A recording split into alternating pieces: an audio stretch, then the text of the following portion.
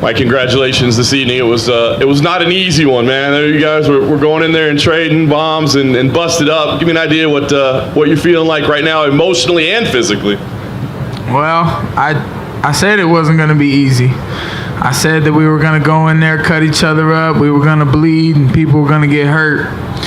That's what we did, and I got my first decision victory, man. This is something I see my career moving forward in the positive direction, and I'm happy with that. I'm getting better.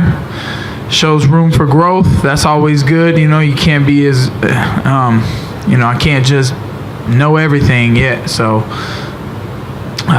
man, I'm ready to relax and have some fun, and then get back in the gym and get even better. It's funny because we don't often hear fighters, be excited about a decision win, right? But it did seem like you were kind of being more measured, being, patient and tactical, even though you were throwing everything with power. Is that fair to say that, you were trying to take a more measured approach, and is that a change? Yeah, I was trying to get the techniques and the way that we had been working them in the gym and on the pads. I felt a few times that they weren't coming out the way that I wanted them to. Some of his knees to the body were affecting that, the way that I had been working the level changes and the angles to the side. A couple of times I went to move my head, a little jab, slip to try to work an angle, get inside, but he caught me with the right hand. So, when you make a mistake like that, it makes you think, and thinking in there can slow you down, and that's maybe what y'all see. I don't know how slow the fight was. I don't know how good we did. I'd like to watch it. I know there was lots of blood, and hoping we got fight of the night. I imagine you're going to want a little time off, as you said, to kind of rest and relax a little bit. Give us an idea kind of what's next and what you see for the future of your career, because you're obviously an exciting guy. All week long you were getting headlines, being at pool parties, acting crazy up on the face-off stage at the media day. Give us an idea kind of what you see for the future of Mike Perry. Main events. That's what I see in the future, because, even after a rough fight like that, I feel I could have went 10 more minutes. I'm ready for 25-minute fights. I was really coming together in the third round. I thought I was starting to put combinations together, and having fun all week may have had something to do with the way I performed. I don't want to lock myself in the hotel room and just be bored all week. I want to have fun.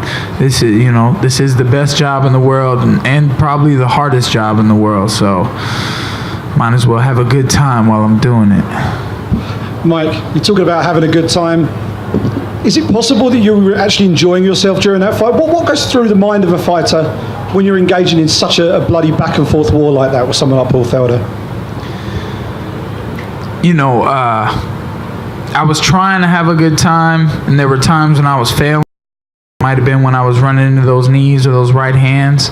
But then, like the third round, when I started putting things together, I heard my corner yelling, have fun in there, get moving, dance a little. And I started doing those things, and it started coming together. If I can perform in there the way that I perform in the gym, then I can really put on a great show for all of you. I hope that was a good show, man. This is what I do it for. I want to leave some videos in history that people are going to watch 100 years from now and enjoy. Seems to be your trademark, these sort of back and forth sort of barn burner wars, but it's a short career. And how many of these can you actually go through before you start to slow down? Like I'm saying, to be honest with you, after that war, I feel like I don't feel that bad. I feel like I can get back in the gym, ice my legs a little bit, get in the ice bath.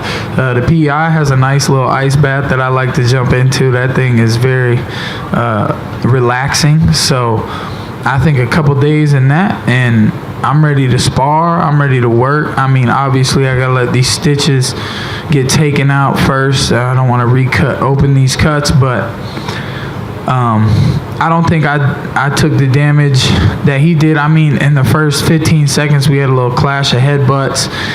And, you know, the first thing I thought was, well, that makes the fight look better. Mike, to your left, right here front. Now that you got the camp change under your belt, win with the new camp, how would you characterize what that camp change has meant to you compared to maybe if you were in that fight tonight but you hadn't made the change? What do you feel like were the biggest benefits, what paid off? Working with styles from all over the world at one of the biggest gyms in the world that people come from all over. I got to see so many different martial arts styles, techniques, working with one of the best kickboxers, definitely the best kickboxer I ever met in Frank the Tank. Him holding, you know, he's the type of coach that he doesn't just hold the mitts and tell you what to do. He can put the gloves on and show you where you're making your mistakes, and as definitely what I needed.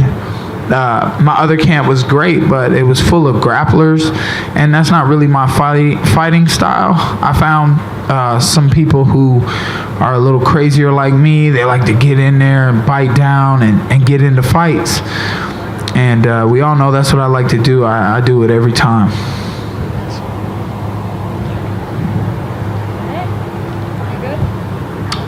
Thank you.